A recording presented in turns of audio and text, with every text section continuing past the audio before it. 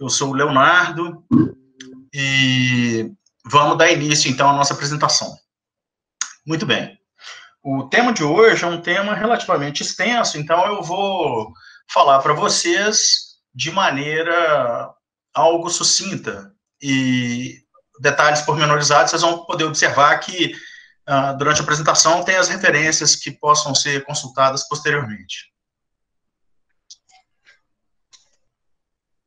Muito bem, então, vamos falar hoje sobre oclusão de veia da retina central e ramo e oclusão de artéria da retina central, ramo e da artéria cílio-retiniana também.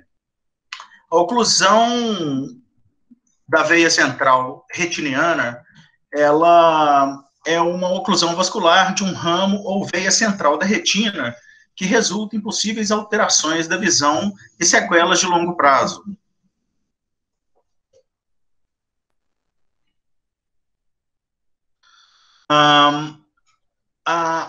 Na etiologia, nós temos tanto na obstrução de veia central da retina quanto a obstrução de ramo de veia central da retina, elas estão relacionadas à oclusão da veia retiniana, porém, a causa da oclusão difere com base na sua localização. Nós temos aqui um artigo que fala, então, sobre a oclusão da veia central da retina, que ocorre como um trombo que oclui a veia central da retina próximo à lâmina crivosa, como descrito por Richard Green e colaboradores em 1981. Na figura, nós vemos, então, na seta, o trombo e no asterisco, a artéria da retina, a artéria central da retina. E como patologia geral da obstrução de veia central da retina, um trombo se forma, como a gente falou, na veia central da retina, perto da lâmina crivosa. E aí a gente pode ver pela seta amarela esse trombo no lúmen vascular.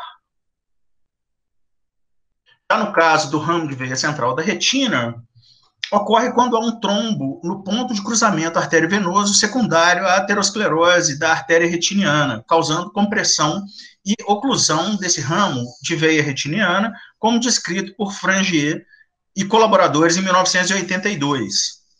Na imagem, nós vemos uma seção histopatológica de uma oclusão do ramo. A área de oclusão revela um único canal de recanalização da veia supratemporal à medida que atravessa sob a artéria aterosclerótica. Elas dividem a adventícia e isso aumenta a chance dessa oclusão. A compressão da arterial nas veias causa turbulência que pode levar a danos nas células endoteliais e à formação de trombos. Fatores de risco para a obstrução de veia central da retina são a hipertensão, glaucoma de ângulo aberto, o diabetes mellitus, conforme publicado por um grupo de estudo de caso controle de doenças oculares em 1996. Sendo que eles observaram em 1993, para a obstrução de ramo de veia central da retina, a hipertensão, a doença cardiovascular, o glaucoma de ângulo aberto, um alto índice de massa corporal, mas não o diabetes mellitus. Engraçado que, interessante, que no caso do ramo, o diabetes mellitus não foi implicado como sendo um fator de risco. A fisiopatologia das oclusões de veias retinianas pode causar isquemia retiniana, como a imagem acima demonstra, e levar a complicações como neovascularização da íris, da retina, glaucoma neovascular, hemorragia vítrea, tração retiniana e edema macular. A prevenção primária deve ser através do gerenciamento máximo dos fatores de risco associados a cada uma dessas condições que levam ao evento. O diagnóstico baseia-se nos achados do exame da retina, de hemorragias intrarretinianas, de veias dilatadas e frequentemente exudatos algodonosos. Também pode haver edema macular. Na imagem acima, a gente vê uma oclusão de ramo da veia central da retina, temporal superior, e na imagem abaixo, uma oclusão de veia central da retina. Muito bem, a história é muito importante, porque geralmente os pacientes, eles apresentam perda aguda da acuidade visual, perda aguda da visão, sem uma queixa dolorosa associada. Eles podem relatar um histórico de fatores de risco cardiovascular, incluindo histórico de diabetes mellitus e hipertensão. Eles devem ser questionados sobre uma história de diabetes, hipertensão, doenças cardiovasculares, que são os fatores de risco que a gente acabou de ver. Os exames para diagnosticar e monitorar sequelas associadas, os médicos devem realizar um exame minucioso do segmento anterior à lâmpada de fenda, não dilatada, com uma gonioscopia, e o exame de fundoscopia com o paciente dilatado, que pode ser uma oftalmoscopia binocular indireta ou direta, então a fundoscopia à lâmpada de fenda. Além disso, a angiografia com fluoresceína e a tomografia de coerência óptica podem complementar a tomada de decisão clínica. A angiografia com fluoresceína é útil para determinar o grau de isquemia presente, e a OCT é útil para poder monitorar o edema macular. A gente tem como sinais, então, como comentado, para a gente poder ir fixando cada vez melhor, as oclusões de veias retinianas demonstram graus variáveis de hemorragia intrarretiniana, manchas de algodão, edema macular, líquido subretiniano, vasos colaterais, nos casos dos crônicos, neovascularização da íris e da retina, veias dilatadas e tortuosas e clareamento vascular, atrofia quando crônica. Na imagem, a gente observa, então, numa oclusão de ramo de veia central da retina, no ramo superotemporal do olho direito, a fotografia mostra para a gente as hemorragias generalizadas nessa região, a congestão axonal com exudatos algodonosos, circundado por branco, né, dentro desses círculos brancos aí em destaque, a montante da oclusão venosa. A fotografia colorida do fundo da oclusão aguda do ramo de veia central da retina, ela mostra também aqui no ramo temporal superior do olho direito um cruzamento arteriovenoso no quadrante supratemporal com pontos difusos e hemorragias em borrão no quadrante. Como sinais ainda, no caso da imagem que a gente vê, a gente tem uma fotografia colorida do fundo do olho, da oclusão crônica de veia retiniana do ramo, mostrando a veia retiniana infratemporal esclerosada na seta branca. A gente tem, na obstrução de ramo de veia central da retina não isquêmica ou perfundida, é o tipo mais comum, representando cerca de 75% dos casos de obstrução venosa. A apresentação é com visão turva, súbita e unilateral. A mesma entidade clínica também foi chamada de obstrução de veia central da retina iminente, ou incipiente, ou parcial, incompleta ou ameaçadora. A perda leve a moderada da acuidade visual, geralmente de 20/200 para melhor, e o defeito pupilar aferente relativo ausente ou leve, discreto, caracterizam esses pacientes com a forma não isquêmica. A fundoscopia mostra tortuosidade, dilatação de todos os ramos da veia retiniana central, pontos, manchas e hemorragias em forma de chama de vela.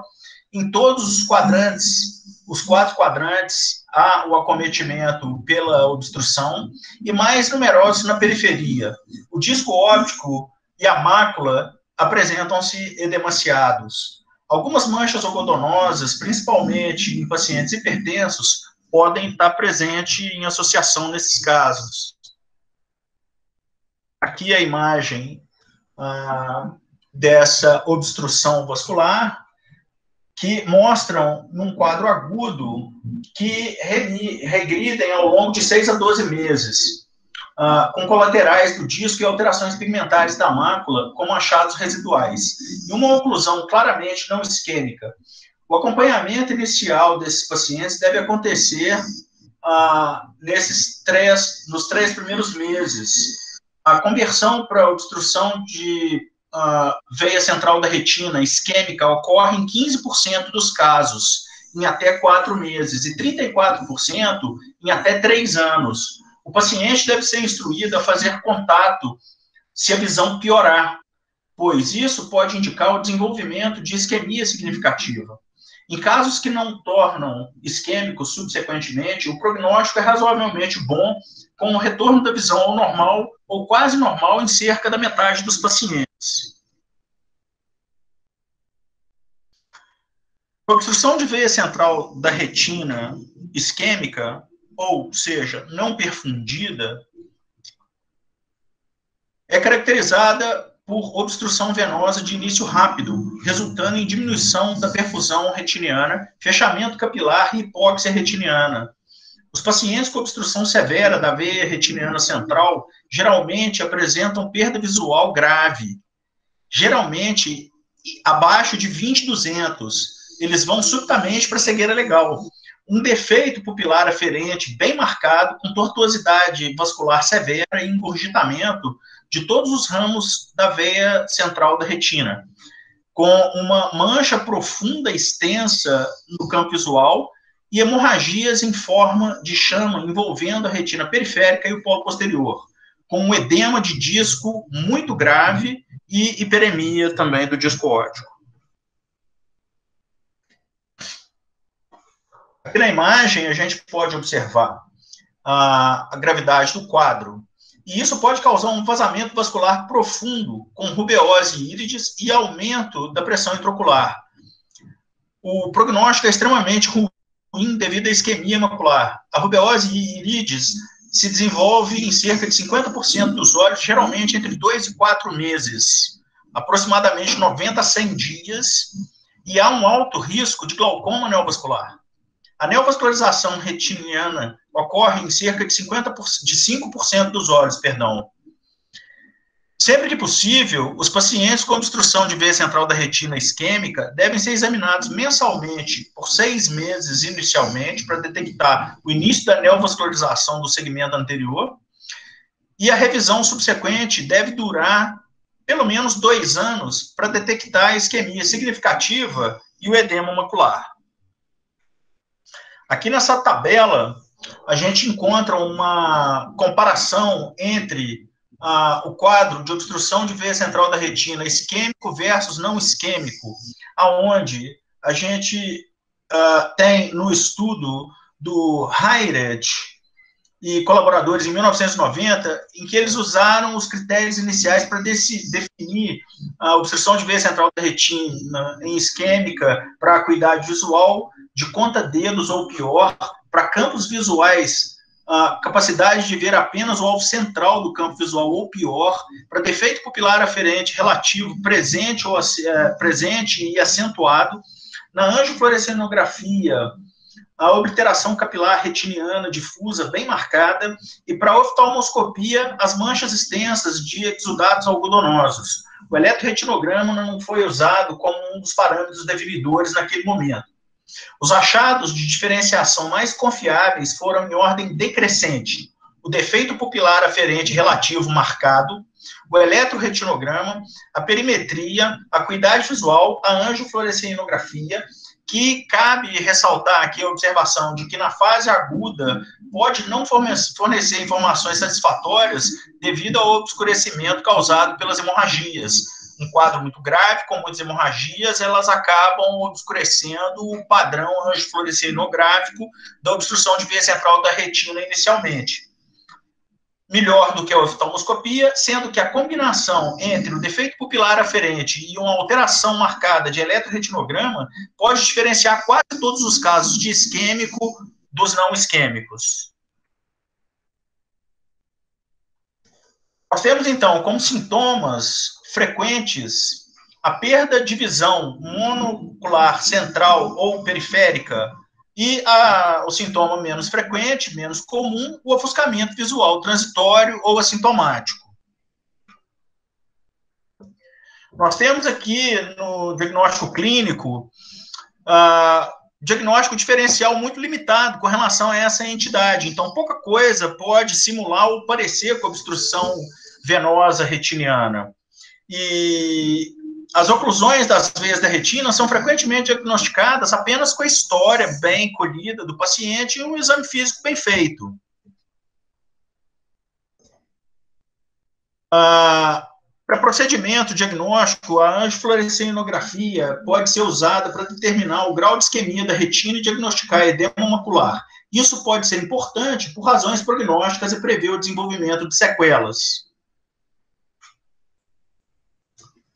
Em pacientes com obstrução de ramo de veia central da retina, a angiofluorescenografia ajuda a caracterizar a vasculatura retiniana, incluindo a extensão da não perfusão, a isquemia macular, o edema macular e o vazamento. No entanto, na apresentação inicial, hemorragias intrarretinianas podem dificultar a obtenção de uma angiofluorescenografia de qualidade, como é que eu tinha citado no slide anterior. As várias anormalidades retinianas na tomografia de coerência óptica e na angiofluorescenografia têm significado prognóstico e ajudam a identificar complicações devido à obstrução de ramo de veia central da retina. A angiofluorescenografia, característica para obstrução de ramo de veia central da retina, é o enchimento retardado da veia retiniana ocluída com vários graus de não perfusão capilar. Hemorragias intrarretinianas resultarão em bloqueio e edema macular ou neovascularização retiniana, que resultarão em extravasamento do contraste. A fotografia colorida do fundo, aqui no alto à esquerda, e uma série de angiogramas de fluoresceína ou angiofluorescenografia nos mostra aqui a oclusão crônica de ramo de veia da retina com vasos esclerosados na arcada supratemporal, onde a gente observa a seta. Os pequenos vasos colaterais, mostrados aqui no caso pela ponta da seta preta, pode ser confundido com neovascularização, mas não vazam o contraste na angiofluorescenografia. Há também a não perfusão capilar circundante significativa e áreas de neovascularização com vazamento, que são as setas abertas, aqui na imagem inferior, nas imagens inferiores. A angiofluorescenografia na obstrução de veia central da retina não isquêmica mostra um atraso acentuado no tempo de trânsito arteriovenoso, que é mais longo do que 20 segundos, mascarado por hemorragias retinianas. O contraste tardio ao longo das grandes veias retinianas é um achado característico em graus moderados e graves de obstrução de veia central da retina. A forma isquêmica apresenta extensas áreas de não perfusão capilar, como na imagem, mais de 10 áreas de disco de não perfusão capilar retiniana estão associadas a um risco aumentado de neovascularização. Então, mais de 10 áreas de disco é muito grave.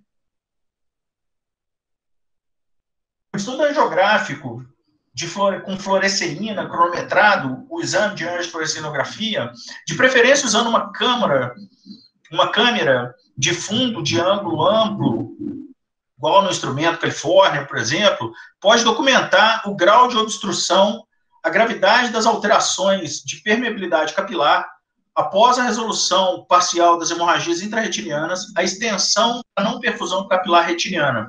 É importante incluir visualizações do fundo periférico do polo posterior, uma vez que a não perfusão capilar é mais provável de ocorrer nessas áreas. Na presença de hemorragias confluentes generalizadas, pode não ser possível determinar angiograficamente a extensão do fechamento capilar. Vocês veem na imagem a alteração importante aí de tortuosidade, engurgitamento, segmentação dos vasos venosos da retina. Mais edema de retina, edema de disco, hemorragia intrarretiniana, uma miríade de sinais que podem ser estudados através desse exame. Ainda dentro dos procedimentos de diagnóstico, a tomografia de coerência óptica ela pode ser usada para diagnosticar o edema macular e avaliar a resposta ao tratamento. Na imagem, a gente observa uma oclusão à esquerda, uma imagem do fundo, com um corte em cima da mácula, mostrando para a gente o acúmulo de líquido intrarretiniano e subretiniano. O OCT permite uma análise rápida, não invasiva e qualitativa da mácula. Tornou-se uma modalidade de imagem muito importante na avaliação e no tratamento da obstrução venosa. A tomografia de coerência óptica, ela tem sido muito usada em estudos também, com várias modalidades de estudo, em preferência a angiofluorescilografia, uma vez que a avaliação e o tratamento geralmente se concentram no edema macular. Os achados característicos da obstrução venosa retiniana na OCT são edema macular cistoide, hiperrefletividade intrarretiniana, de hemorragias, sombreamento de edema e hemorragias e, ocasionalmente, líquido subretiniano. Ao contrário da angiofluorescilografia, as imagens de OCT são minimamente afetadas por hemorragias intrarretinianas. A terceira banda de alta reflectância na fóvea, na área parafoveal, corresponde à junção entre os segmentos internos e os segmentos externos dos fotorreceptores, a zona elipsoide. Tem um significado prognóstico muito importante para a acuidade visual, porque a ruptura ou ausência dessa terceira banda, da zona elipsoide, ela, após a resolução do edema macular, é um indicativo de morte ou desarranjo das células fotorreceptoras, o que resulta num mau resultado visual. Então, a gente tem aqui, nessa próxima imagem de OCT de domínio espectral, um olho com um ramo de veia central da retina ocluído. E aí, na varredura, o caso revela para a gente um edema macular cistoide com líquido intrarretiniano e subretiniano. O intrarretiniano aqui logo acima, dentro mesmo da retina, e o subretiniano mostrado ali com a seta aberta. Aqui agora uma imagem da OCT com secções horizontais da fóvea com o edema macular resolvido na sua maioria. A zona elipsoide, a terceira banda que eu vinha comentando com vocês, de reflectância, ela está indicada aqui pelas setas vermelhas e é contínua na região parafoveal. Se vocês observarem bem, na região foveal, marcada pela seta azul, ela é descontínua, ela está descontínua, o que significa para nós um dano importante aí de fotorreceptores e uma baixa qualidade na visão residual desse caso de obstrução vascular. A OCT é útil também na avaliação do edema macular, igual eu estou falando, né? E particularmente no monitoramento da evolução, principalmente no tratamento do edema. Notadamente, o OCT mostra edema macular cistoide com ou sem líquido subfoveal. Nos pacientes com obstrução de veia central da retina de início recente, a OCT pode detectar áreas de edema isquêmico presumido na camada plexiforme devido à isquemia de neurônios intermediários dentro das camadas nuclear interna e plexiforme interna. Aqui na imagem, a gente tem aqui uma imagem de autofluorescência de fundo, que pode detectar em pacientes com obstrução de veia central da retina de início recente uma hipoautofluorescência perivenular com aparência de samambaia. Olha que interessante, né? Não parece uma folha de samambaia ali, ó? Esse aspecto se deve ao mascaramento da autofluorescência normal do edema isquêmico. Na retina, a transparência do tecido é um índice clínico de oxigenação do tecido. Com a obstrução de veia central da retina, o tecido mais sensível para manifestar diminuição da oxigenação será o perivenular, e principalmente no polo posterior, onde o uso de oxigênio é maior do que na periferia da retina. A localização perivenular do edema isquêmico se deve à diminuição do fluxo arterial que leva à oxigenação preferencial da retina periarterial, que absorve o oxigênio disponível e, posteriormente, desatura a hemoglobina antes que ela pudesse atingir o espaço perivenular. Isso se manifestará como um clareamento retiniano isquêmico irregular, localizado preferencialmente em uma distribuição perivenular perto da mácula. Testes de laboratório. Em pacientes idosos com fatores de risco cardiovascular, não são necessários exames laboratoriais. Esses pacientes, pela própria história, já sabidamente, a gente consegue determinar. Mas em casos atípicos, como de pacientes mais jovens e oclusões bilaterais e recorrentes da veia e da retina, exames laboratoriais como hemograma completo, glicemia sérica de jejum, eletroforese de proteínas séricas, homocisteína, viscosidade sérica e trombofilia, como mutação do fator 5 de Leiden, proteína C ou S, a deficiência de antitrombina 3, anticorpos antifosfolípides, deve ser pesquisado porque a causa pode ser diferente daquelas ligadas àqueles fatores de risco que nós vimos anteriormente. O diagnóstico diferencial, então, ele é relativamente pobre para obstrução venosa retiniana e inclui a síndrome isquêmica ocular, retinopatia diabética, retinopatia pelo vírus da imunodeficiência humana, a retinopatia hipertensiva, a retinopatia relacionada a discrasias sanguíneas. E com relação ao tratamento geral, como que nós vamos fazer a manutenção de um paciente com esse tipo de doença? A gente tem que ter em mente que nenhum tratamento está disponível para reverter as oclusões de veia retiniana. Nada volta atrás a veia que foi entupida. No entanto, a íris, a neovascularização de íris, ou a neovascularização da retina, o edema macular, eles podem ser tratados com injeções de antiangiogênico ou esteroides, e também o edema macular ele pode ser tratado com uma intervenção a laser, uma fotocoagulação. A terapia médica pode limitar as complicações das oclusões venosas retinianas e as injeções intraoculares de antiangiogênicos pode causar regressão da neovascularização da íris, como visto inicialmente pelo Cifix em 2009, ele publicou a respeito no European Journal, e com o edema macular pelo Spide em 2009 no American Journal, e o Kondo também em 2009 no Retina. E aí, a partir desse momento, abriu-se uma nova possibilidade e oportunidade de tratamento para uma doença que vinha sendo tratada basicamente com fotocoagulação a laser até então. Além disso, o estudo SCORE, ou SCORE, ele demonstrou o benefício da triancinolona para o edema macular secundário a oclusões da veia central da retina. Ele comparou, então, a triancinolona com o sham, ou a simulação, simulou o medicamento e viu que a triancinolona trazia um benefício melhor do que só simular o tratamento. E o IP, em 2009, ele, no Archives of Ophthalmology, ele também participou, corroborou com essa ideia, mas não demonstrou benefício para oclusões de ramo de veia central da retina, comparado com o laser focal, que era o que se tinha até então desde a década de 80. O Scott, em 2009, publicou no Archives, corroborando todo esse novo pensamento a partir daquela época, que já se vão mais de 10 anos, né? Atualmente, a base da terapia é a terapia antiangiogênica para edema macular de obstrução de veia central da retina ou obstrução de ramo de veia central da retina.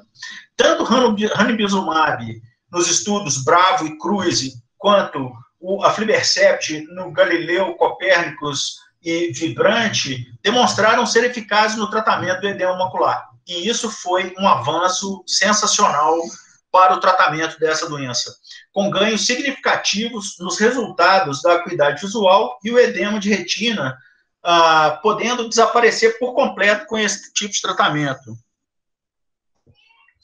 Aqui eu trouxe para vocês aí, ó, essa palestra, eu não sei se vai ficar gravada, deve ficar gravada, e vocês acham também facilmente, pesquisando na internet ou no PubMed, né, esses estudos, o Bravo e o Cruise, e aqui o Galileu, Copérnicus e o Vibrante, as referências aí que foram publicadas. Então, a gente vê que depois de 2009, né, esses estudos aqui foram publicados em 2010, 12, 2010, aí depois 13, 14, 15, e mudou, não completamente, uma ideia de abordagem desse tipo de doença. O ranibizumab e o aflibercept, eles têm, hoje em dia, depois de muita discussão e outros estudos também, avaliando o tipo de abordagem, a forma, como sendo mensal no primeiro semestre uma dose intraocular e depois um segmento conforme necessário. O bevacizumab, ele também é usado, mas ele é usado off-label, não tem lá na indicação do fabricante, na bula do remédio, que ele presta-se para esse tipo de finalidade, mas ele é conhecido amplamente pela sua eficácia também no tratamento de obstrução venosa retiniana, com algumas ressalvas, como, por exemplo, você precisa ter um laboratório de confiança que possa fazer a transformação da medicação, porque ela não vem preparada, e, além disso, existe o risco teórico de que ele poderia ser um causador de mais endoftalmite, por exemplo, do que os outros, com base nessa transformação que ocorreria em alguns casos, em alguns lugares ou circunstâncias, de maneira inadequada, possibilitando o acontecimento da infecção intraocular, da endoftalmite, por conta desse tipo de prática. Mas é sabido também que o custo do bevacizumab comparado com o ranibizumab ou aflibercept é bem menor, e aí existem outras questões a respeito que devem ser levadas em consideração, sempre discutindo bem, bastante com o paciente, para que ele possa ter consciência plena na hora de ajudar a decidir sobre um tipo de tratamento que pode ser importante, inclusive, nós vamos ver mais para frente um pouquinho, na hora da escolha da fotocoagulação, que, como a gente vai ver daqui a pouco mais para frente, tem implicações também.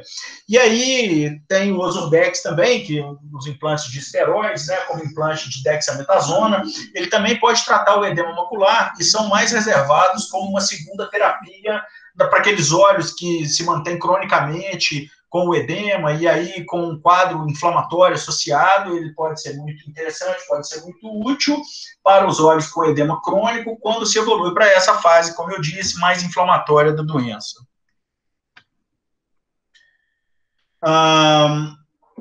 O SCORE-2, que é um outro estudo que comparou, então, o aflibercept com o bevacizumab para o edema macular devido à obstrução vascular, obstrução venosa, obstrução da veia central da retina, ele usou um desenho de estudo de não inferioridade do medicamento, ou seja, ele comparou um medicamento que já tinha, já sabidamente, um tipo de efeito com outro que poderia ser útil também ou não.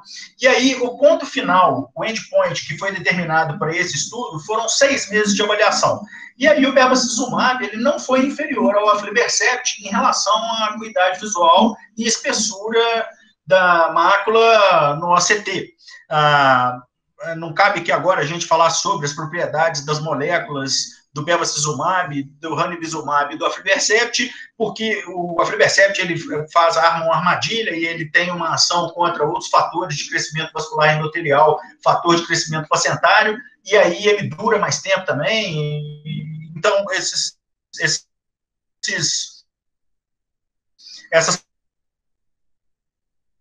particularidades de cada medicação, eu acredito que deva ser objeto de um outro tipo de aula, né, uma outra aula que enfoque especificamente essas medicações e os estudos que chegaram nessas conclusões propriamente ditas, e obstrução arterial de tempo aqui. E, então, voltando aqui para o foco nosso, após os 6 meses de comparação entre essas duas medicações, que seria o bevacizumab e o aflibercept, no caso aqui, está com a foto do Lucentis, mas ele deveria ter sido do aflibercept aqui no slide.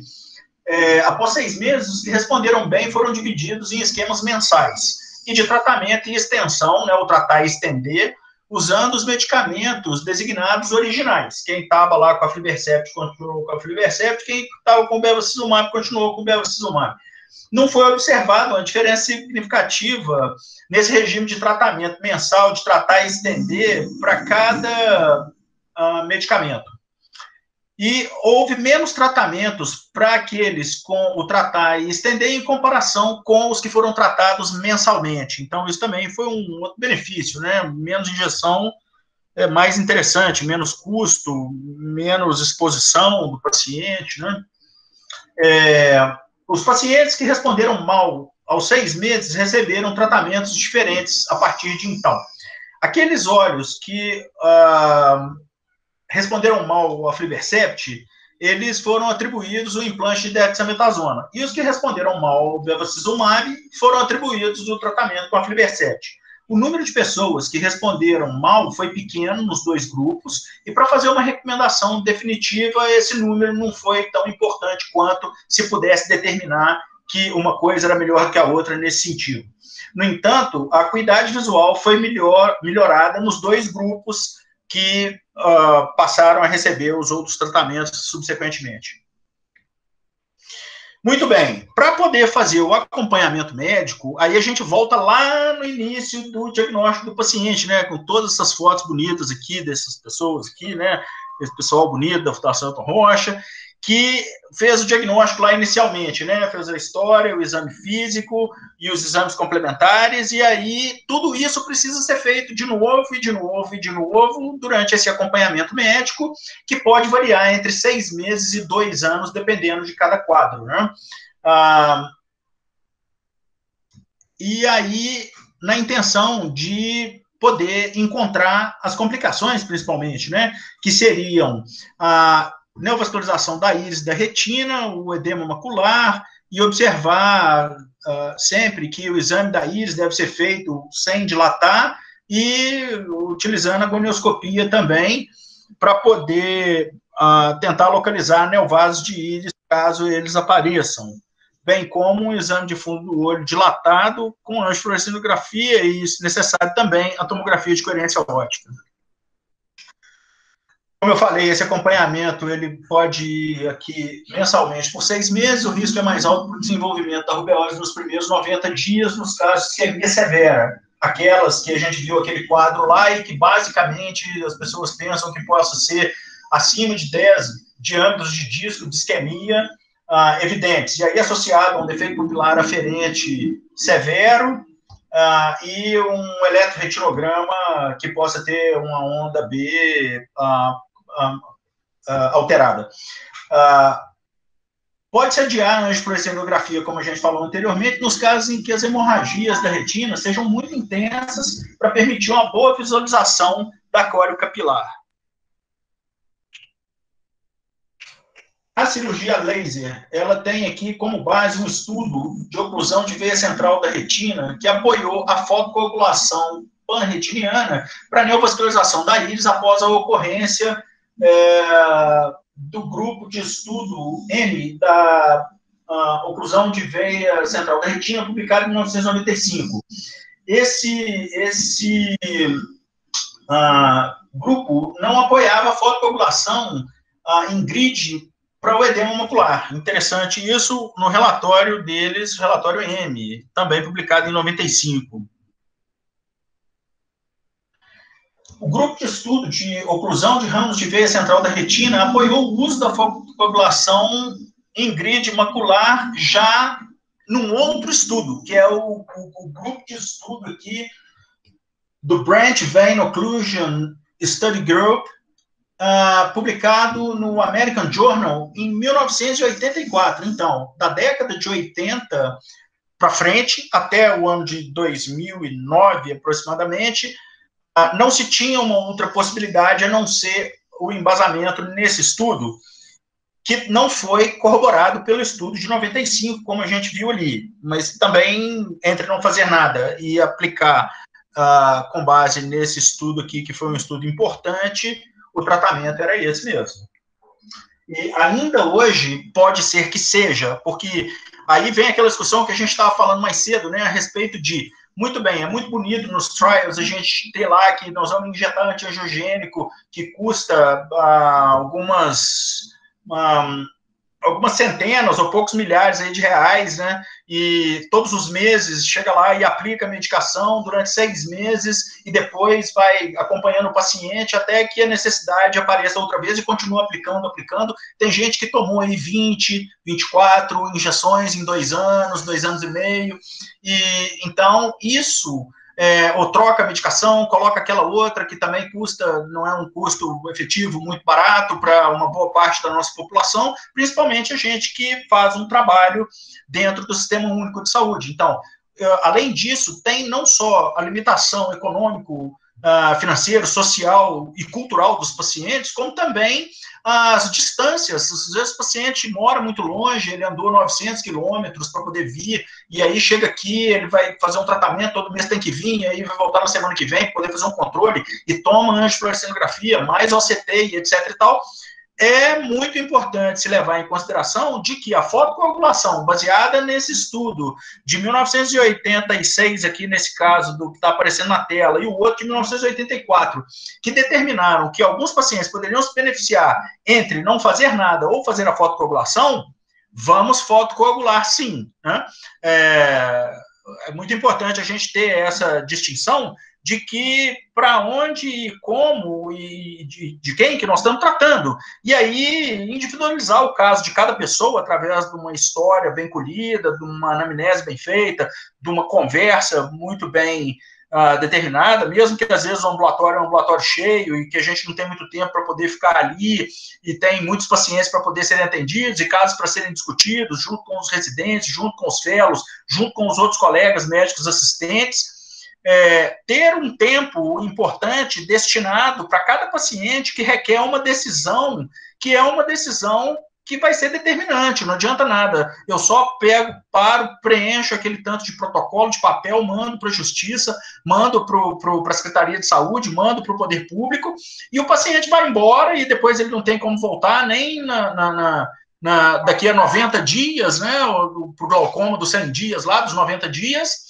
quanto mais voltar daí uma semana já com uma resposta e tudo determinado. Então, muitas vezes, esses pacientes, eles saem com um pedido de tratamento que, quando eles voltarem, eles já estão fora de possibilidade terapêutica por causa de um glaucoma neovascular que evoluiu de uma oclusão vascular que poderia ter sido tentado um controle com a fotocoagulação a laser. Então, a opinião sobre a fotocoagulação a laser, os antiangiogênicos, ou os esteroides, aquilo que pode ser melhor, etc. e tal, deve ser individualizado. Fique com a mensagem para casa, né? Leve para casa uma mensagem. Então, uma mensagem muito importante é: pare com o seu paciente, converse com ele individualmente, personalize o tratamento dele. Veja se é possível ele usar um antiangiogênico que é mais barato, que é mais caro. É terrível, às vezes, a gente ter que falar sobre isso, né, que vai ter que escolher o que é mais barato, o que é mais caro, ou o que é mais viável, o que é possível, porque muitas vezes, dependendo de onde a gente for trabalhar, vocês forem trabalhar na vida profissional de vocês, essas escolhas vão precisar ser feitas sim, e não só com relação à terapia da oclusão de veias da retina. Muito bem, então, voltando aqui a respeito do nosso acompanhamento, tem aqui um acompanhamento cirúrgico que deve ser feito também para essas complicações. E aí, quando você tiver que fazer um acompanhamento de complicações, você tem que estar bem preparado, com a equipe bem preparada, todo mundo bem disposto aí, né? Como na foto aí, você vê que está todo mundo muito tranquilo, etc. Às vezes os casos são graves demais, e quanto mais tranquilo você puder conduzir os seus casos, melhor o resultado que você vai poder ter. E aí tem uma equipe bem preparada aí, ó, a gente vê aqui ó, o professor Joel, o doutor Paes, o doutor Marcelo, a Amélia, né? Todo mundo ali, né? O Rui. E aí, embaixo, na foto mais embaixo ainda, meus colegas de residência, né? Todos muito bem preparados, todo mundo muito sorridente lá, terminando a residência médica e concluindo ali, colando grau, né? E bem preparados para poder, no acompanhamento cirúrgico dessas complicações associadas às injeções intravítreas, nós temos que ter em mente que podem acontecer infecções, sangramentos, descolamento de retina, catarata, uveíte infecciosa, uveíte estéreo. No entanto, todas as complicações permanecem relativamente raras, ainda bem, né? E a triamcinolona também pode causar, é importante a gente colocar isso aqui, um glaucoma induzido por esteroides, que em boa parte dos casos, em até 30% da injeção desses esteroides aí intravítreo, você tem esse glaucoma, e boa parte desses 30% são controláveis clinicamente ou cirurgicamente. O ideal é contar com a boa equipe, igual eu acabei de falar agora, né, um arsenal terapêutico adequado para que seja necessário na sequência do tratamento e do controle dessas complicações. O prognóstico ele é altamente variável dependendo da localização da oclusão da veia retiniana, do grau de isquemia e do desenvolvimento das sequelas. Muito bem. Chegamos aqui às 18h50. Fernando, você me ouve? Alô, Fernando?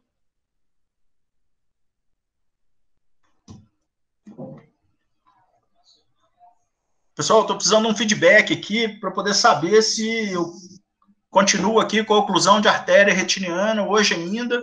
Parece que tem uma aula do Dr. Cristiano às 19h20, se não me engano, é isso?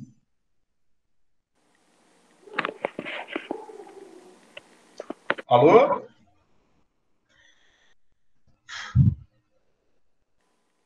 Acho Fernando? que tem. Desculpa, quem está falando eu não estou vendo aqui. Eu vou interromper o compartilhamento da minha tela só para eu poder ver quem está falando comigo.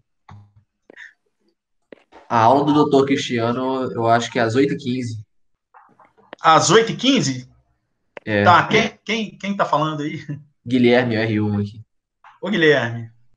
Então eu acho que dá para continuar, né? 8h15. Por mim eu tô aqui, tô bem. Espero que vocês estejam bem também, né? Não, Tudo tô certo tranquilo. aí? Acho Tá que a gente tranquilo? continua. Tá, então eu vou continuar e vou compartilhar a tela aqui de novo, tá joia? Tudo bem, tudo bem. Na hora que a tela aparecer aí, para mim some aqui. Aí me dá um feedback só dizendo que a tela voltou para a apresentação, ok? Ok.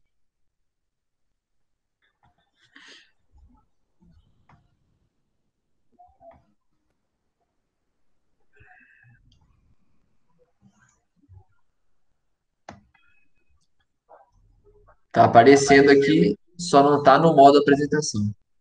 Agora Entrou sim. agora? Entrou, não entrou? É. Modo apresentação. Ok. Beleza. Então, vamos lá. Obrigado, viu, Guilherme? Guilherme, né? Isso. Valeu, obrigado. É. Muito bem, então partimos agora então para a oclusão da artéria retiniana. A oclusão sintomática da artéria da retina é uma emergência oftalmológica. E isso é muito importante porque requer uma avaliação imediata e transferência para um centro de AVC. O seu doente ele pode estar, através de uma obstrução de artéria central da retina, manifestando já um AVC em andamento e isso pode colocar a vida dele em risco. É uma obstrução do fluxo sanguíneo da retina que pode ser causada por uma embolia que causa a oclusão ou formação do trombo, vasculite, causando inflamação da vasculatura da retina. O dano traumático da parede, dos vasos ou espasmo. A falta de fornecimento de oxigênio para a retina durante o bloqueio geralmente resulta numa grave perda de visão na área da retina isquêmica, sem dor também. Os pacientes geralmente apresentam um AVC isquêmico silencioso simultâneo, por isso da necessidade do encaminhamento, na maioria dos casos, para um centro de tratamento de AVC. Não há tratamento baseado em evidência que tenha demonstrado benefício visual, e uma meta-análise de fibrinólise de 2015 sugeriu que muitas intervenções elas podem ser prejudiciais ou até fatais ao invés de melhorar o quadro do paciente. A oclusão arterial retiniana pode ocorrer em qualquer um dos vasos que irrigam o olho. A artéria oftálmica é a principal fornecedora do olho. A artéria central da retina é o principal ramo da artéria oftálmica e fornece irrigação para as fibras nervosas do nervo óptico, bem como as camadas internas da retina. Depois de entrar no olho, a artéria central da retina se divide em ramos superiores e inferiores, temporal e nasal. Além disso, temos a artéria cílio-retiniana, que é um ramo das artérias ciliares posteriores curtas. O ramo separado da artéria oftálmica. Na figura aqui à direita, a gente vê na histopatologia uma oclusão recente da artéria central da retina com um trombo intravascular, na figura de cima. E na figura de baixo, um edema das camadas internas da retina.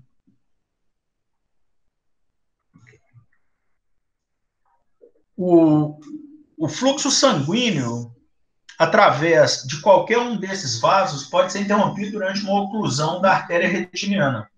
O escurecimento pode ser causado por uma embolia, uma vasculite ou espasmos, como a gente estava falando. A oclusão da artéria oftálmica é frequentemente causada por arterite de células gigantes, enquanto que a oclusão da artéria ciliorretiniana pode ser secundária a uma oclusão da veia central da retina.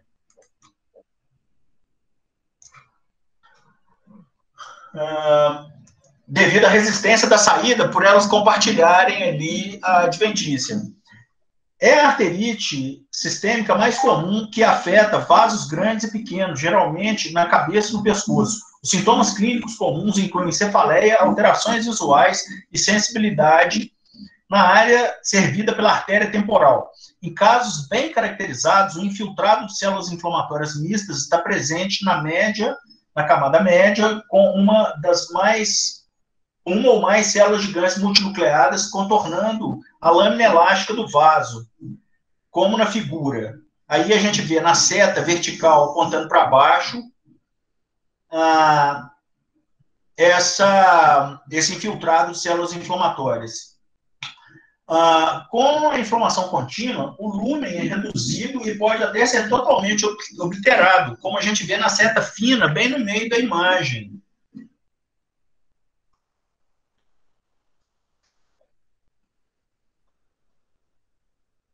A trombose das artérias retinianas pode levar à cegueira súbita do lado afetado.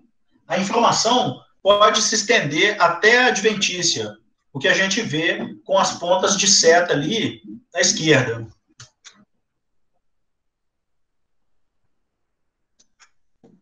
Muito bem.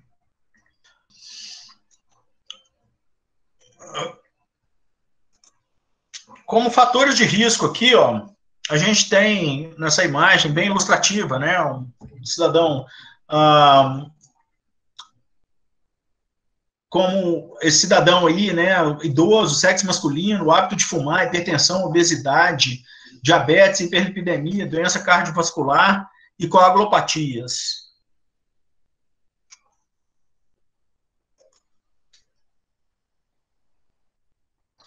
Como patologia geral, a obstrução do lúmen vascular da retina por embolia, trombo ou dano e espasmo inflamatório ou traumático da parede do vaso causa essa obstrução. A arterite de células gigantes, como mencionado antes, também pode estar associada nessa condição, aí só para a gente rever algumas imagens e fixar o conceito. A fisiopatologia da obstrução da artéria central da retina é o seguinte: a artéria central, ela irriga a retina interna. A oclusão das artérias da retina resulta numa isquemia da retina interna. Quando a retina interna é danificada, ela se torna muito edematosa. Com o tempo, o edema desaparece e a retina interna se atrofia, como mostrado também num estudo funcional e morfológico da lesão e hipoperfusão da retina induzido pela oclusão arterial em ratos, publicado na Nature, pelo Yali Kim e colaboradores na Universidade de Pequim, agora em 2019. Essa imagem que a gente está vendo, ó, na coluna aqui, sham, que seria do controle, a gente tem na primeira, segunda e quarta semanas a característica da retina, sendo que a morfologia de diferentes grupos, 1, 2 e 4 semanas, igual eu estou comentando com vocês, e na letra B, a gente tem aqui a espessura total retiniana em diferentes grupos. E na letra C, a gente tem a espessura da camada nuclear interna em grupos diferentes. E na letra D, a espessura da camada nuclear externa em grupos diferentes em comparação com o grupo controle. Na imagem corada aqui por hematoxilina e eosina, a gente já vê aqui a coluna da direita com a coluna da esquerda, né, a diferença de espessura do tecido. Não precisava nem do cálculo das barras ali para a gente já conseguir observar isso logo de imediato, né, com 1, 2 e 4 semanas depois da obstrução da circulação arterial retiniana. Então, na oclusão da artéria central da retina, a retina externa é perfundida pela circulação coroidea e algum tecido interno da retina ainda pode sobreviver, mesmo tendo tido esse tipo de problema, preservando assim a visão. Ao longo da semana, ao longo de uma semana, a oclusão pode recanular, mas, infelizmente, a retina é muito sensível à isquemia, um tecido neural, né, um tecido nervoso. E modelos animais demonstraram, em outro estudo, danos irreparáveis após 105 minutos de oclusão. Quer dizer, 1h30 depois da oclusão, a pessoa está lá na casa dela, tem um azar danado, e aí oclui a artéria central da retina. E ela gasta 1h30 para chegar no hospital. Só nesse período, infelizmente, já ocorreu um dano irreversível.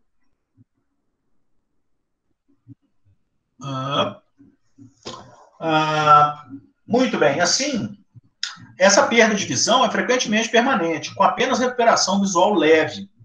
Na oclusão de ramo da artéria retiniana, apenas parte da retina está envolvida. E aí a área da retina afetada pelos vasos ocluídos está associada à área e ao grau de perda da visão. Se for um ramo grande, o problema é grande, é maior. Se for um ramo pequeno, talvez ainda o que tenha de campo visual residual seja muito bom e a pessoa nem perceba praticamente que teve ali aquele episódio. Por outro lado, numa oclusão da artéria central da retina, ou então na oclusão da artéria oftálmica, por exemplo, que é anterior ainda, resulta numa isquemia retiniana intensa e severa, extensa. E isso resulta numa perda visual muito grande, geralmente resultando em uma visão, em nenhuma visão, em falta de percepção luminosa. A prevenção primária passa pelo controle dos fatores de risco que a gente comentou lá com aquela imagem do idoso, fumante, obeso, e etc., sendo que a prevenção, as modificáveis, né, que seria a prevenção primária desses hábitos de vida, e os fatores de risco modificáveis devem ser gerenciados agressivamente nos pacientes que sofreram perda da visão em um olho. Idealmente, isso deve ser feito em conjunto com o serviço de acidente vascular cerebral, igual a gente estava comentando, neurologia. O fator de risco mais importante para gerenciar é a arterite de células gigantes. Pacientes com suspeita de oclusão de artéria oftálmica secundária arterite de células gigantes, eles devem ser iniciados imediatamente com corticosteroide e continuados por 6 a 12 meses. Isso é muito importante porque evita do acometimento do olho contralateral e outros efeitos de arterite de células gigantes em outras partes do corpo. Uma biópsia da artéria temporal pode ser realizada 2 semanas após o início dos esteroides, que ainda é possível de se conseguir. Em alguns autores, eles encontraram resultados positivos em biópsias até de 4 semanas após o início dos sintomas. E o início dos esteroides nos pacientes com idade inferior a 50 anos, em pacientes afro-americanos ou em pacientes com velocidade de hemossedimentação elevada, num cenário de doença renal crônica, pode não ser clinicamente indicado. E isso é muito importante de ser avaliado junto com uma equipe multidisciplinar. Você ter o acesso lá ao cardiologista, ao neurologista, ao clínico geral, ao intensivista desse paciente também, o nefrologista, para que possa ser escolhido uma melhor forma de prevenção das consequências de uma arterite de células gigantes. Um novo agente, o tocilizumab, ele pode reduzir a quantidade de tempo do uso dos esteroides para esses pacientes.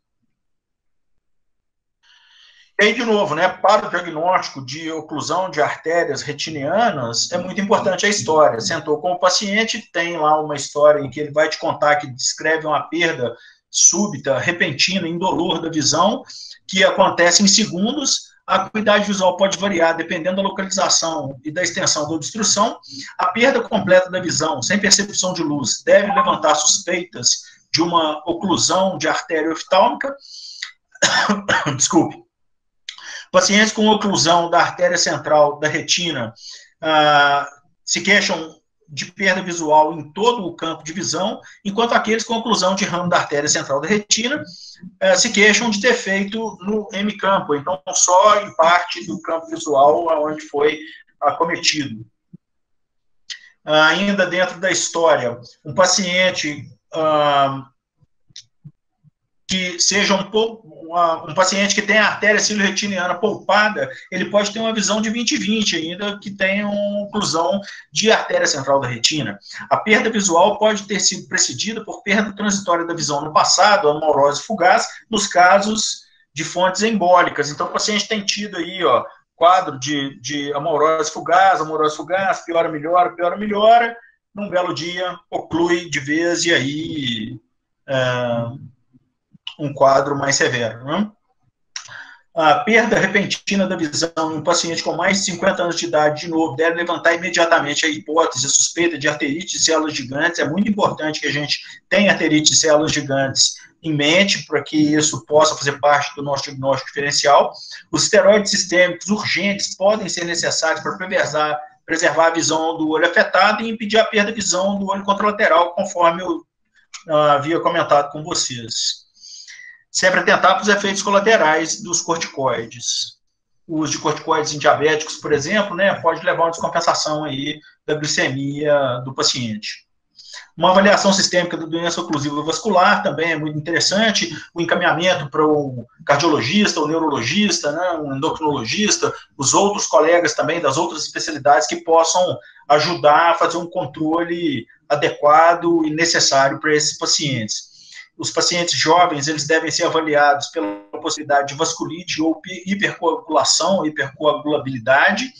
Em pacientes mais velhos, uma avaliação embólica deve ser realizada para que se descarte outras oclusões sistêmicas. No exame físico, nós encontramos sinais aqui, como o defeito pupilar aferente relativo. Ele pode estar presente na oclusão da artéria central da retina ou na oclusão da artéria oftálmica. No início do curso, o fundo pode parecer normal. Na oclusão da artéria central da retina, os achados clássicos de clareamento da retina e uma mancha vermelha cereja são devidas à opacificação da camada de fibras nervosas, à medida que se torna edematosa por isquemia. Aqui nas imagens, vocês podem observar aí esses sinais que eu comentei com vocês, que seriam sinais de mancha vermelho cereja e clareamento da retina, esse edema aí que se manifesta. Eles podem ser, conforme vocês veem na imagem, mais severos, como na imagem da direita, ou um pouco menos severos, mais tênues, como na imagem da esquerda. E sendo que a fóvea é vermelho cereja, porque não possui a camada de fibras nervosas subjacente. Esse achado pode levar horas para se desenvolver. O edema está associado a um pior prognóstico visual. Ao longo de um mês, a retina interna se torna atrófica e à medida que o edema vai melhorando. De novo aqui, vocês têm o exame dos vasos sanguíneos da retina, mostrando um fluxo segmentado e estreitado. Isso é melhor apreciado com a biomicroscopia de lâmpadas de fenda. Em geral, ao longo de uma semana, os vasos se reperfundem. Os sinais crônicos de oclusão da artéria retiniana, da artéria central da retina, inclui um disco óptico pálido, como na imagem, um tecido retiniano afilado, vasos atenuados, manchas no epitélio pigmentar da retina e visão gravemente diminuída. Nos casos de obstrução de ramo da artéria central da retina, pode haver anastomoses de artéria a artéria. Aqui nessa outra imagem, vocês veem ali uma placa de Hollenhost. Agudamente, o diagnóstico é solicitado pelo início repentino de perda da acuidade visual e pela presença de clareamento da retina. Existe um defeito de campo correspondente àquele ramo que foi ocluído, ou então até mesmo toda a retina, um campo com defeito profundo. O vaso sanguíneo afetado mostra um fluxo sanguíneo lento, com segmentação de coluna de sangue.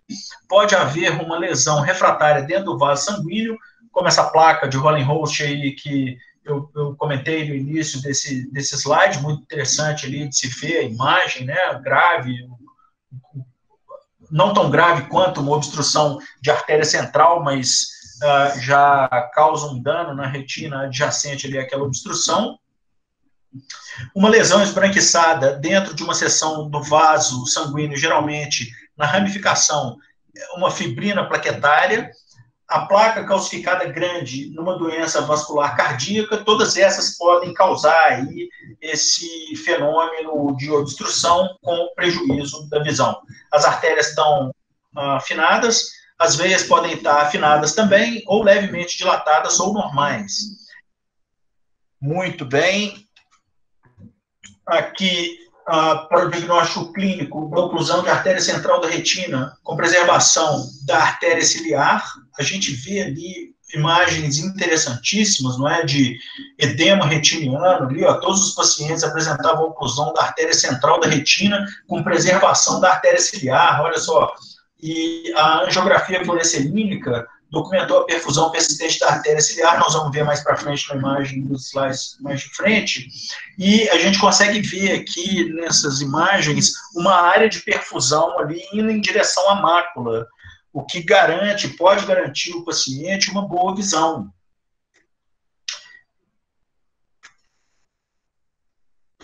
Nós temos aqui a oclusão da artéria central da retina com a preservação da artéria ciliar ainda nesses quadros em que a gente consegue observar ali do disco óptico até a região macular uma área de perfusão ainda retiniana, né?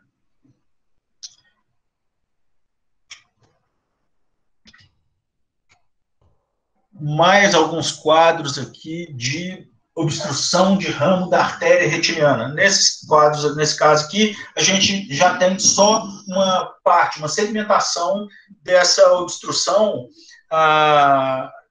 por ter sido só um ramo acometido.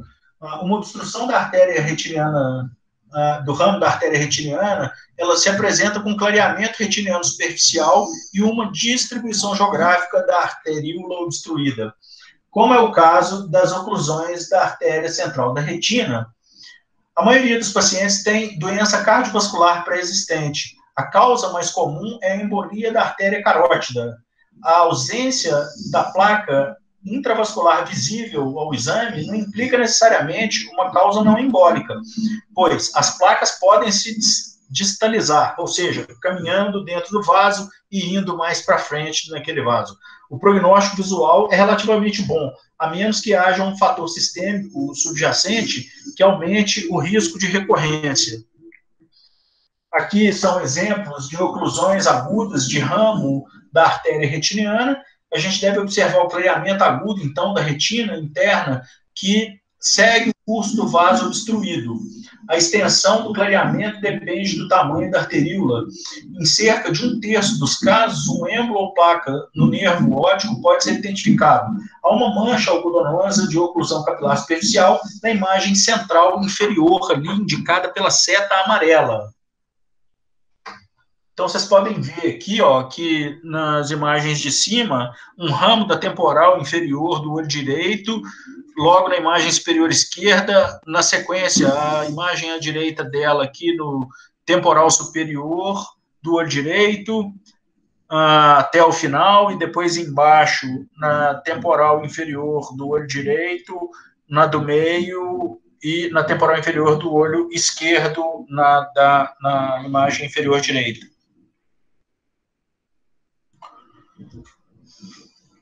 A oclusão da artéria ciliretiniana também é um evento dentro das oclusões vasculares da retina. As oclusões da artéria ciliretiniana, elas podem ocorrer isoladamente ou em associação com a arterite de células gigantes, aí ela de novo, ó. E oclusão da veia central da retina. Outra vez, associação com a oclusão da veia por conta de compartilhar a mesma adventícia. Eles geralmente causam uma perda repentina da visão central, uma vez que esses vasos perfundem a mácula central. Aí já é o contrário, né? Ele teve lá a obstrução da artéria central da retina com preservação da cílio retiniana, ele ficou com um escotoma muito grande ao redor e a visão central de 20/20. Nesse caso aqui, ele perdeu a visão central por conta exatamente da obstrução da artéria cílio retiniana. É um evento adverso, sim, terrível, né? Que pode acontecer com a pessoa, ainda bem que é relativamente raro. Há um clareamento retiniano agudo correspondente à distribuição geográfica do vaso. Uma angiofluoresceinografia pode mostrar obstrução ou atraso na perfusão, como no caso mostrado aqui nessa imagem. E depois nós vamos ver isso na fluorescilografia.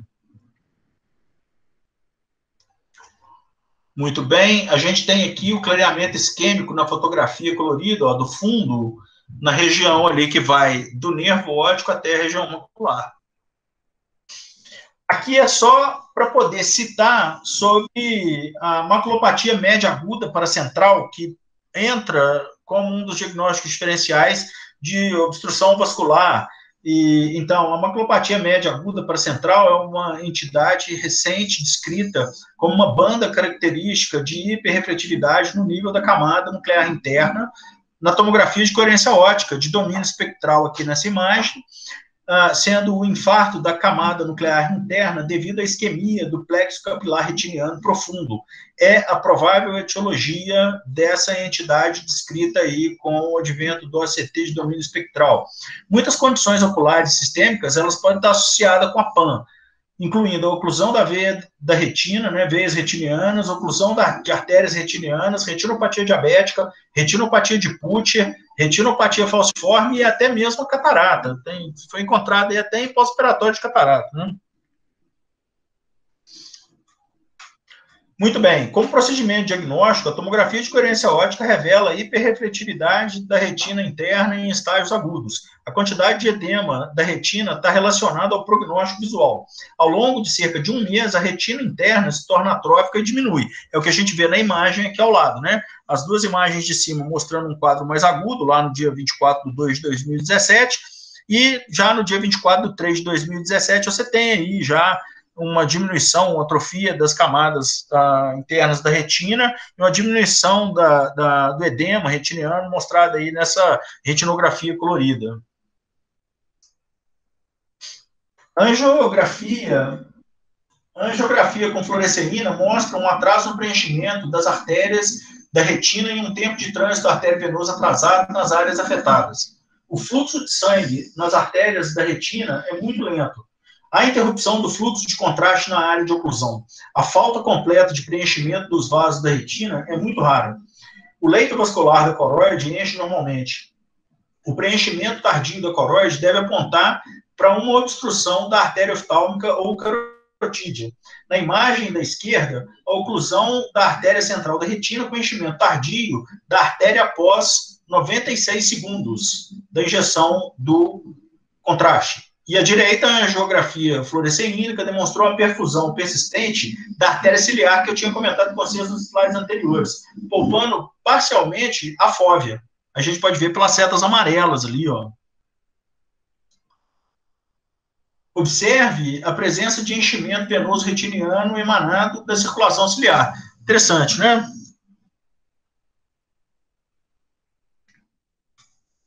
Com o tempo, os vasos reabrem e o fluxo volta ao normal, apesar da persistência do estreitamento dos vasos retinianos. Quando a circulação retiniana se restabelece, o angiograma com fluoresceína retiniana pode não ser notável, apesar da retina clinicamente pálida e da mancha vermelha cereja, especialmente nos casos em que nenhum êmbolo ou segmentação seja clinicamente visível. Olha o disco pálido lá, de novo, aquela imagem. Existem outros testes também que podem fazer parte desses procedimentos diagnósticos. A oftalmometria, ela visa avaliar a má perfusão da árvore arterial à medida que você pode induzir essa pulsação ou inibi-la através da dígito-pressão ocular. Você aperta o olho e observa. Se você soltar, você vê o fluxo da artéria central da retina ali, se está ocorrendo ou não.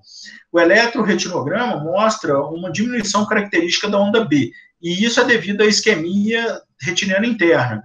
O eletroretinograma, ele pode ser normal em alguns casos, apesar da baixa acuidade visual, se o fluxo sanguíneo se normalizar com o passar do tempo.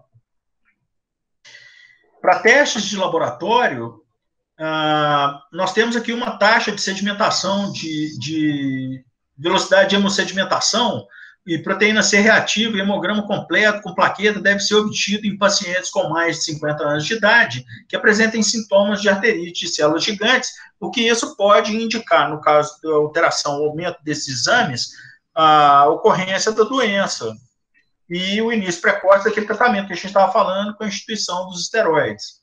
Em pacientes com menos de 50 anos, deve-se ter uma análise de distúrbios de hipercoagulação, incluindo síndrome do anticorpo antifosfolípide, condições autoimunes, distúrbios inflamatórios e outros estados de hipercoagulação.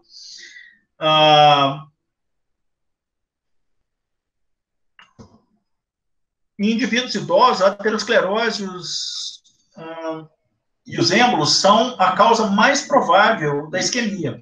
A avaliação do coração com ecocardiografia deve ser realizada para determinar a função cardíaca e as anormalidades das válvulas. Eletrocardiograma e monitoramento cardíaco podem revelar um defeito no ritmo. A estenose da artéria carotídea deve ser avaliada com ultrassom e aquela equipe multidisciplinar que eu estava comentando deve entrar em ação, né? Encaminhar o paciente para o cardiologista, para o neurologista, o endocrinologista, o nefrologista, todos esses colegas aí podem fazer uma diferença grande na condução de casos como os de oclusão de artéria central da retina, por conta de acometimento de outras regiões do corpo.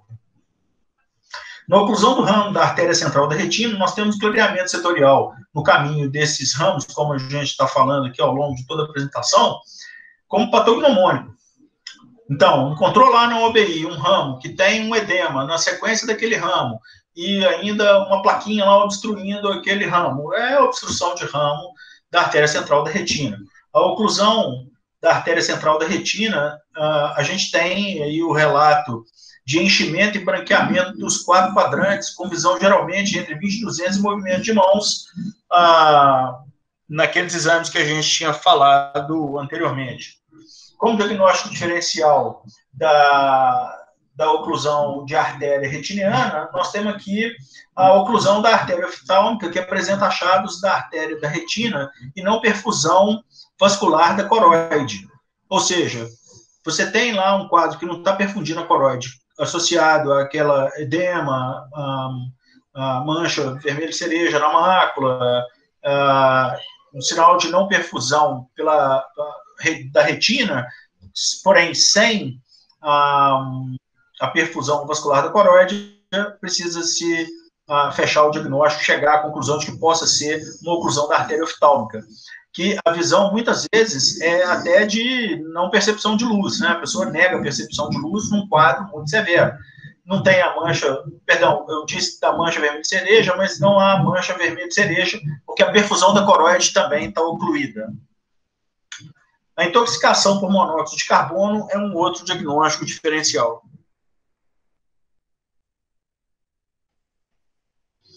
A síndrome isquêmica ocular, ela pode apresentar sintomas transitórios de perda da visão.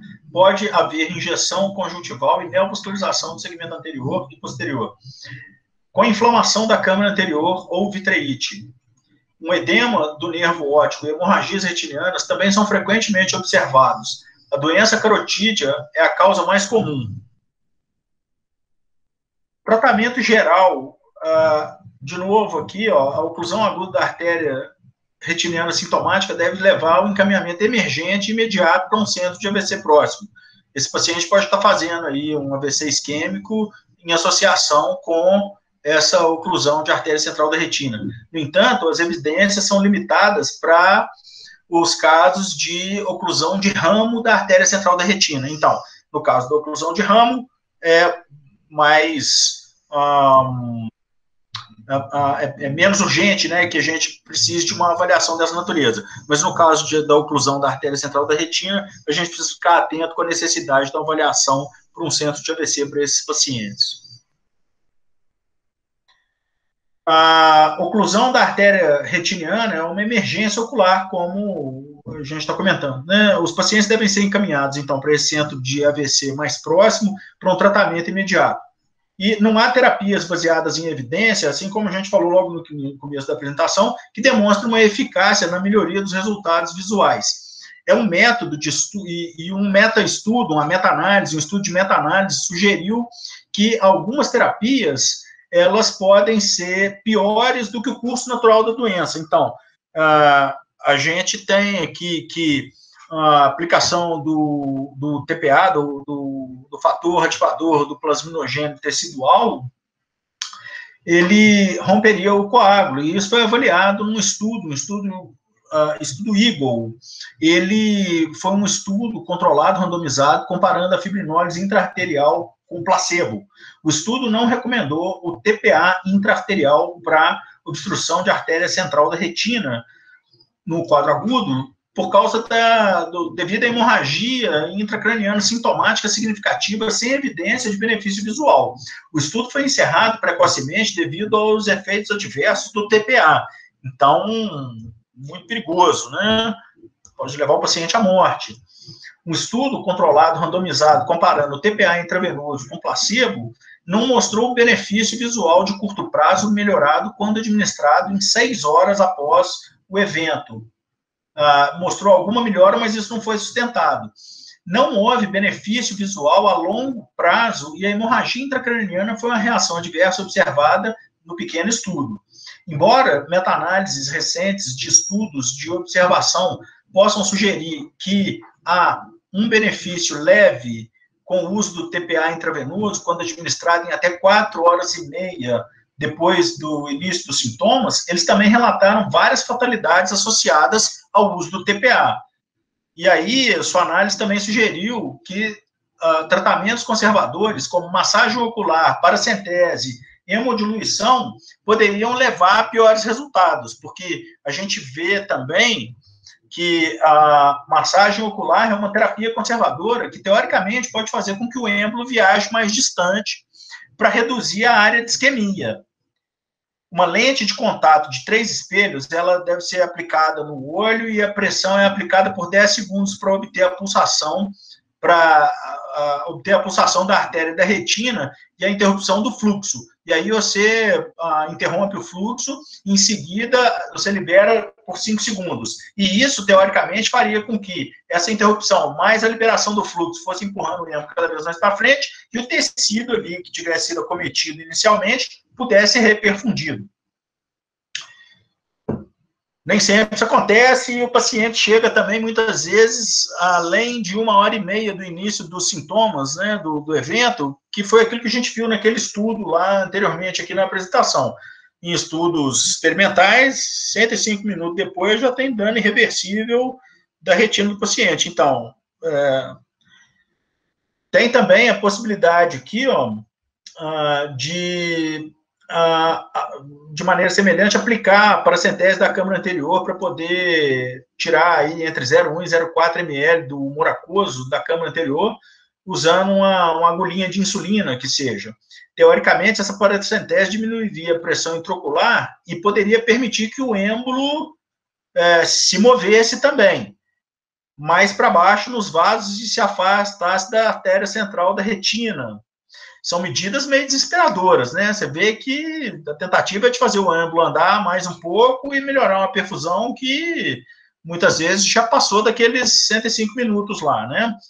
E aí, além disso, também tem a discussão de que você, usando hipotensores oculares, medicamento hipotensor ocular, isso daí diminuiria clinicamente a pressão e faria com que esse êmbolo andasse, né?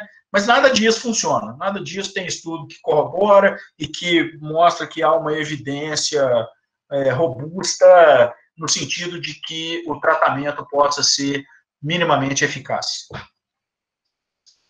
Infelizmente, né? Então, muito bem. Tem uma ideia também de que o aumento da concentração de dióxido de carbono também foi proposto para induzir a vasodilatação e fazer o êmbolo andar mais um pouco para frente.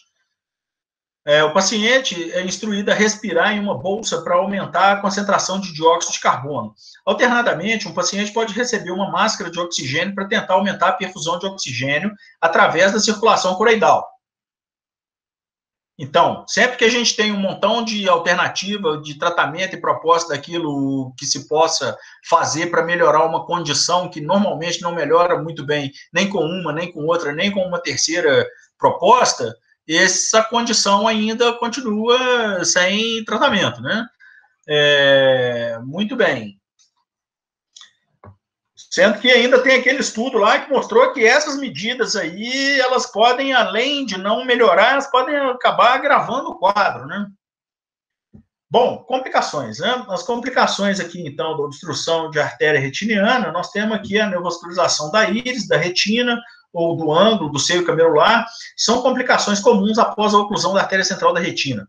Isso pode causar mais perda de visão ou dor no olho afetado, ou seja, o paciente já tem um olho cego. Com o passar do tempo, desenvolve glaucoma neovascular, ele passa a ter um olho cego doloroso, o que é uma outra entidade que é objeto até de outro tipo de aula, né, uma outra aula, um outro capítulo, né, mas que precisa ser pensado também, porque não é só, bom, pronto, muito bem, você teve aqui uma obstrução de artéria central da retina, perdeu a visão e acabou, vai embora, não tem nenhum outro problema. Pelo contrário, esse olho aí, ele acaba virando um olho doloroso no futuro, né, já não está enxergando o olho, e além disso, ele passa a doer, né, então tem coisas que precisam ser feitas para evitar que ou ele desenvolva a neovascularização, ou que, em se estabelecendo um olho cego doloroso, se trate esse olho para que ele possa ter uma qualidade de vida melhorada, né? Os achados de neovascularização podem ser atravessados em pacientes tratados com TPA, ou oxigênio hiperbárico. Isso pode ser tratado com agente antiangiogênico ou pode requerer cirurgia se progredir para uma hemorragia vítrea, por exemplo, ou para um glaucoma não controlado. Quer dizer, casos gravíssimos, extremos, e que normalmente não terminam bem. As complicações da intervenção invasiva com o TPA, como já foi citado, né, intravenoso ou intraarterial, pode incluir hemorragia intracraniana sintomática, hemorragia coroide ou até morte. Então, muito cuidado aí com esse TPA venoso aí, né, que na verdade até já nem é indicado, né. Muito bem. Com relação ao prognóstico, a perda visual com obstrução de artéria central da retina, geralmente é grave e está fortemente correlacionada com a quantidade de edema da retina. No entanto, com as obstruções de artéria central da retina, na presença de uma artéria ciliorretiniana, a acuidade visual geralmente se recupera para 20/50 ou melhor, em mais de 80% dos olhos, desculpe. Neovascularização pode ocorrer e os pacientes devem ser acompanhados de perto. Um pouquinho de sorte no meio de muito azar, né? Tem lá uma obstrução de artéria central da retina, mas tem uma artéria ciliorretiniana pérvia, o que vai dar ainda alguma visão para essa pessoa, né? Para esse paciente, e que isso possa ser útil ainda para a qualidade de vida dela. Os pacientes precisam ser examinados para o desenvolvimento de neovascularização da íris, como foi relatado, que é sabido que entre 2,5% a 31,6% em estudos diferentes, mostrando aí essa ocorrência dos pacientes, essa ocorrência de neovascularização nos grupos de pacientes acompanhados, né? Você vê que você tem um intervalo de confiança bem grande, né? Entre 2,5% num grupo fez neovascularização e num outro grupo 31,6%. Né? Um estudo recente mostrou uma prevalência de 18% com um início médio de 8,5 semanas após a oclusão. Ficou bom esse estudo, né? Porque vai de 2,5% até 31,6%, você achar 18%, beirou ali bem, quase que na metade, né? A perda de campo visual da obstrução de ramo de artéria central da retina é geralmente permanente. A acuidade visual pode se recuperar para 20/40 ou melhor, em até 80% dos olhos.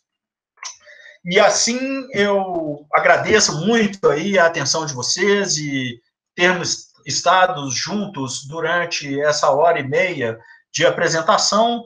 Era o que eu tinha a dizer. Existe mais coisa a ser ampliada dentro de todo esse universo aí que foi colocado, principalmente com relação à terapia antiangiogênica, não só na obstrução de veia central da retina e ramo, né, o edema macular aí consequente, e que posteriormente vocês vão ter a oportunidade de